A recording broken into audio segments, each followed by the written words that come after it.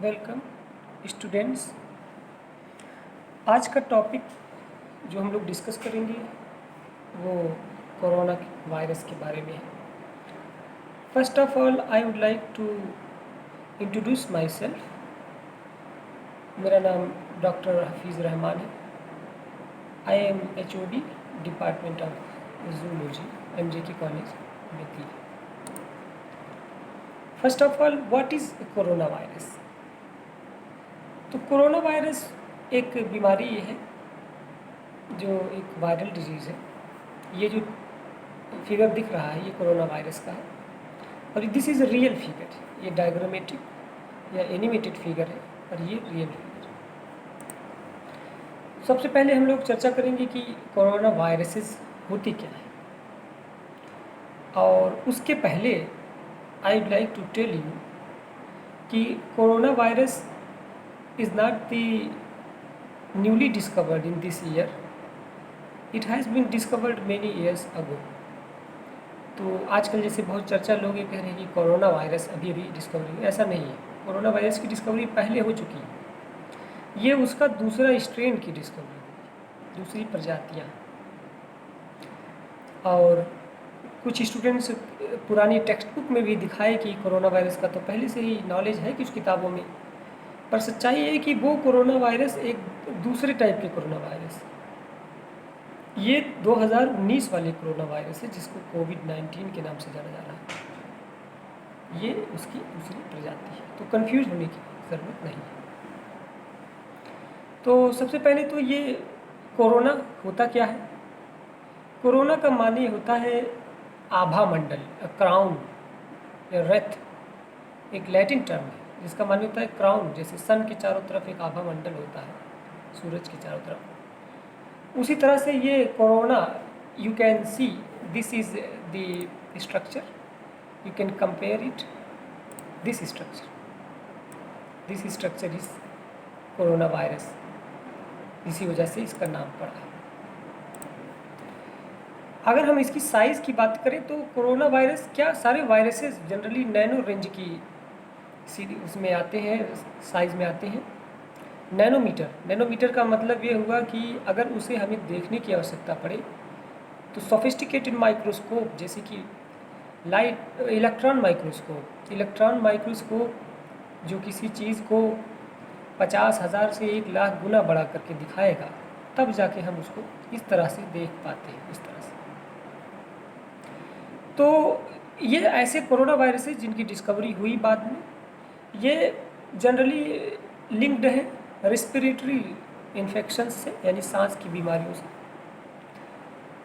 ये इनको अगर इसकी संरचना, इसकी बनावट देखोगे तो they are covered with an envelope protein को, जिसको ग्लाइकोप्रोटीन भी कहते हैं। डिफरेंट टाइप्स की ग्लाइकोप्रोटीन से ढके होते हैं। उसके अंदर फिर सिर्फ प्रोटीन का बना कैप्सिड होता है, जो प्रोटीन का बना होता है। उस कैप्सिड के अंदर इनका जेनेटिक मटेरियल होता है, यानी कि जैसे RNA या DNA। ये RNA फैमिली का वायरस है, तो इसमें सिर्फ RNA पाया जाता है। कोरोना वायरसेस को और भी उसकी सीरीज़ डिवाइडेड है, like alpha corona virus, beta, delta, gamma, सब प्रकार है उसके। आगे हम लोग देखते हैं कि कोरोना वायरस की डिस्कवरी कब से शुरू हुई।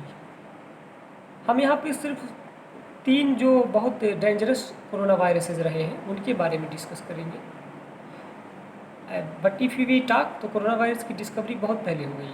1960s के टाइम में कोरोना वायरस डिस्कवर हुआ है। बट जो डेंजरस, जिसका WHO ने काफ़ी प्रचार किया, वो corona virus first was discovered in 2002, November 2002। The name was SARS-CoV-1। उसी का दूसरा टाइप है ये, जिसको आज हम लोग डिस्कस कर रहे हैं, SARS-CoV-2। It means severe acute respiratory syndrome corona virus 1 and this is 2, जो कि दिसंबर 2019 में डिस्कवरी हुई इसकी। SARS-CoV-1 की डिस्कवरी भी 2002 में चाइना में ही हुई थी, ग्वांगडोंग सिटी है। और इसमें जो सिम्टम्स थे उस बहुत ज़्यादा इसमें फीवर केसेस थे, ड्राई कफ और डिस्पिनिया। डिस्पिनिया में सांस लेने में परेशानी होती थी।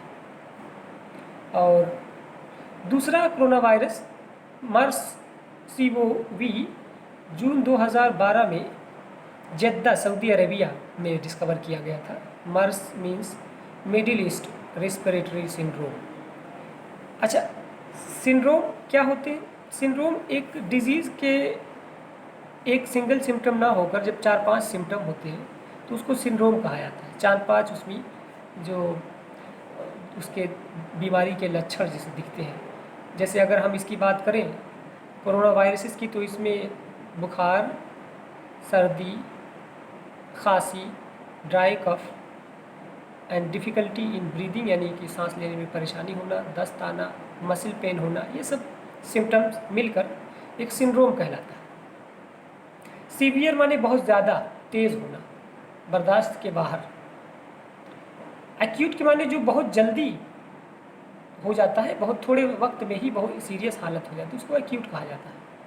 रेस्पिरेटरी माने सांस से रिलेटेड, सिंड्रोम मीन्स मैंने आपको पहले बताया। Now we come to the SARS-CoV-2 जिसको पहले कोविड-19 कहा जा रहा है। तो वो वायरस जिसकी आज डिस्कवरी अभी रिसेंट में जिसको हुआ है दिसंबर 2019 में वुहान सिटी चाइना में, इसके बारे में ये कहा जा रहा है कि इसमें फीवर होता है, ड्राई कफ सबसे ज़्यादा इसमें रिपोर्टेड है, और डिस्पिनिया यानी कि डिफ़िकल्टी इन ब्रीदिंग, सांस लेने में परेशानी हुई होती है। आगे हम लोग देखिए कि इसके transmission of corona viruses, corona virus फैलता कैसे है। फैलने के बारे में ये है कि ये वायरसेस एनिमल से एनिमल एंड देन ह्यूमन इस तरह से फैलते हैं। तो एनिमल के कांटेक्ट में जैसे कि अभी तक के जितने कोरोना वायरसेस रहे इनके बारे में ये कहा जा रहा है कि ये चमगादड़ यानी बैट से फैले हैं या रोडेंट्स से फैले हैं, यानी कि अपने चूहा बस। ये पहले जो हमारे पशुपालन जो करीबी एनिमल्स में आते हैं और फिर उनसे ह्यूमन में आते हैं, and then human to human spread इनका होता रहता है। मैंने पहले ही डिस्कस किया है कि वायरसेस बहुत छोटे होते हैं, they are very small, in fact smallest of all organisms. कभी कभी उनको ऑर्गेनिजम्स माना भी नहीं जाता क्योंकि वो लिविंग एंड नॉन लिविंग के बीच की कड़ी है, जिंदा और जो निर्जीव चीज़ें हैं उनके बीच की कड़ी माना जाता है। तो कोरोना वायरस CoV जैसे सऊदी अरेबिया वाला जो मर्स है उसके बारे में पाया था कि ऊँट से फैला था। कोरोना वायरस CoV-2 का अभी तक बीच वाला एनिमल नहीं पता है कि कौन सा इसमें एनिमल जिसको हम डायरेक्ट कांटेक्ट में उससे फैला है, पर इसको माना जा रहा है कि बैट से इसका स्प्रेड हुआ है क्योंकि बैट में कुछ स्ट्रेन्स इसके पाए गए, कुछ प्रजातियाँ पाई गई, उससे ये फैला है और फिर ह्यूमन में आने के बाद ह्यूमन के कांटेक्ट से ही इसका फैलाव हुआ है। अब हम इसके बारे में ख़ास डिस्कशन करेंगे। SARS-CoV-2 या कोविड-19, कोविड डिजीज़ को कोविड-19 कहा जाता है। SARS-CoV-2 से जो डिजीज़ होती है कोविड-19, ये एक नया वायरस दिसंबर 2019 में डिस्कवरी हुई है इसकी, और इसके बारे में बताया जाता है कि एनिमल्स में ही स्टार्ट हुआ है और लोगों के बीच फिर फैला है। ये वायरस अब बहुत तेज़ी से फैल रहा है और इसके बारे में जानकारी अभी इकट्ठा की ही जा रही है, and we are suffering heavily because of this disease. आप लोग इसको देख ही रहे हैं।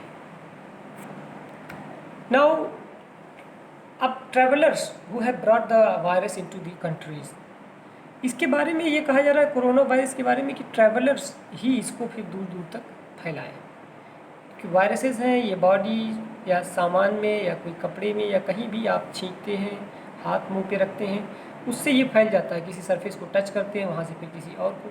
तो when we travel we come in contact of many objects and people use similar things like public places में अगर आप जाते हैं तो सामान जो कॉमन होता है सारी पब्लिक के लिए, उसको इस्तेमाल करने से फिर सबको वायरस के इन्फेक्शन के चांसेस हो जाते हैं।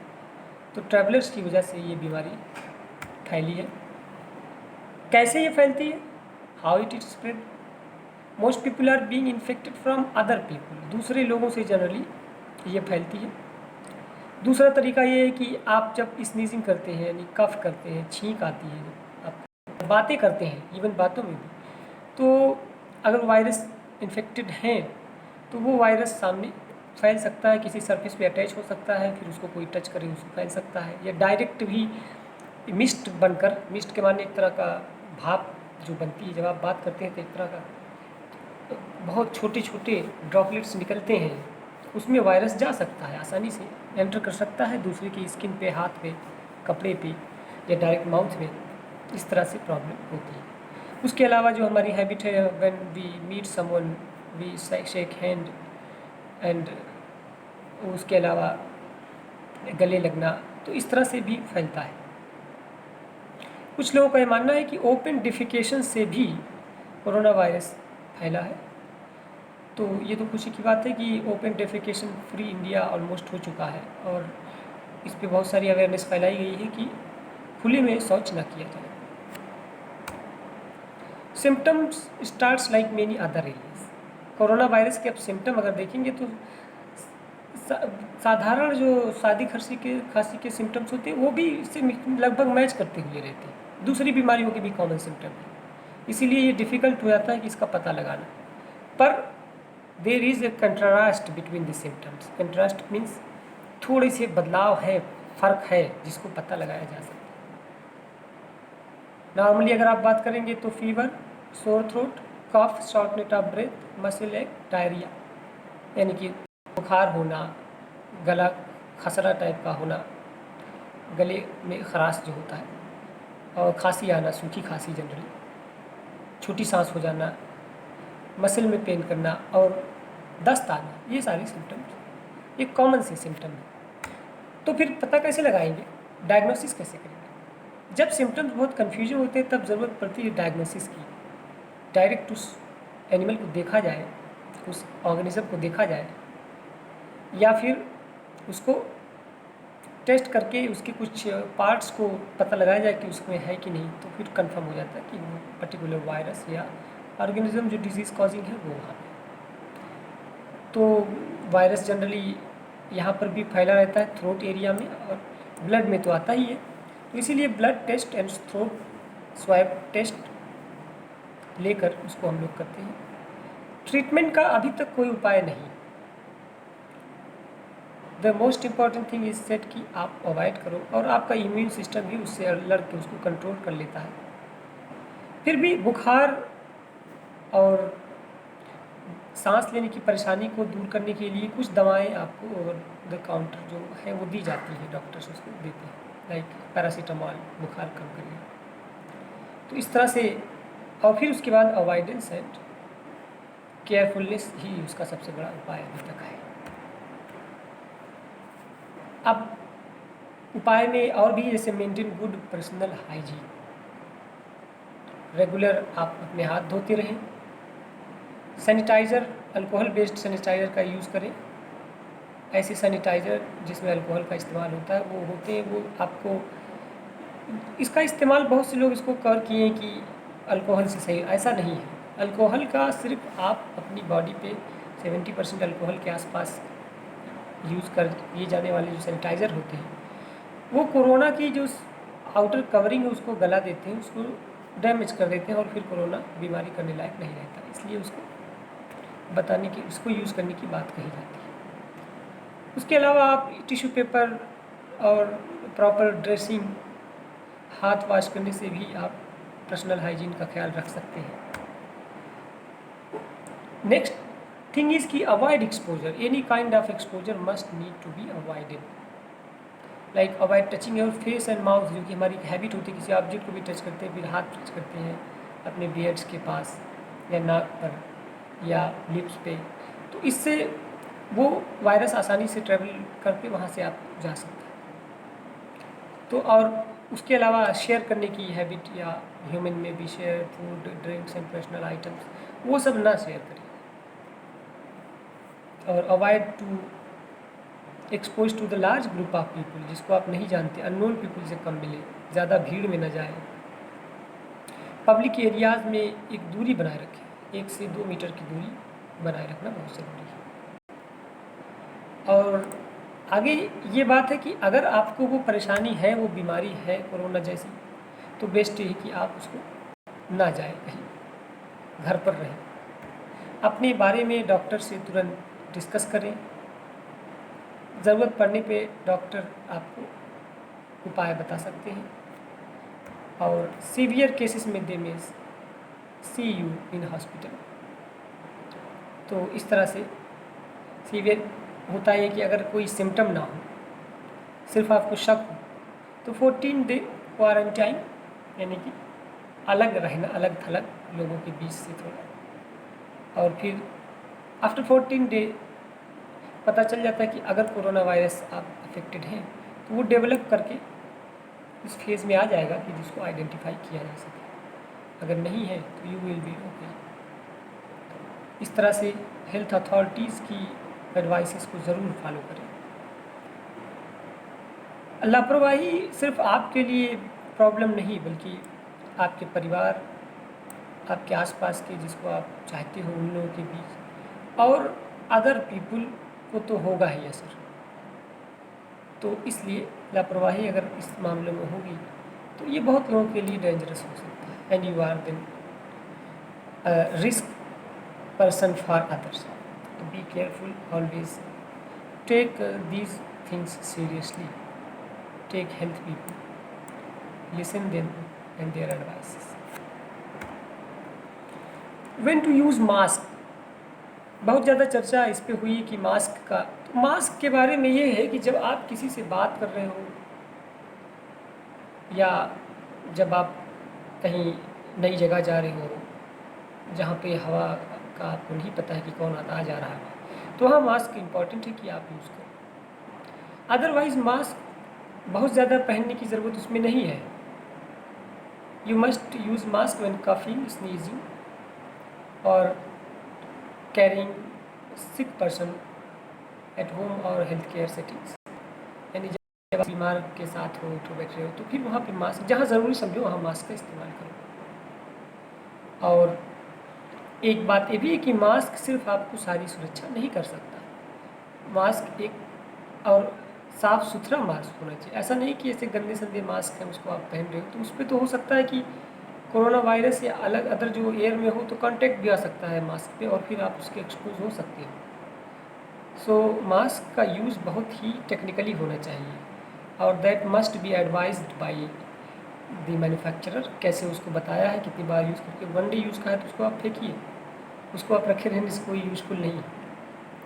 एक बात ज़रूर यहाँ पे कहना सही रहेगा कि it has been a culture of our country कि हम हमेशा एक अंगोछा या कोई कपड़ा मुंह पे रखना, या जब कभी बाहर जाना तो एक गमछा लेकर जाना कि मुंह पर उसको रख लिया, एक कपड़े, उसको किसी से बात कर रहे हो या छींक आ रही तो उसको रख लिया, रुमाल को रख लिया, वो हैबिट मेंटेन रखिए। कफिंग आ रही तो उसको रख लिया, ना कि आप खुले में कफिंग कर रहे हो, 4 लोग आपके साथ हैं, वो अफेक्ट हो सकते हैं। So this is the video of corona virus. आप इसको, मैं एक अवेयरनेस के लिए इस वीडियो को शेयर किया हूँ, and students and my friend colleagues से मेरी रिक्वेस्ट है कि अगर कुछ सीखने को इससे मिला हो तो उसे आप खुद भी जानिए और उसको शेयर करिए, लोगों में अवेयरनेस फैलाइए।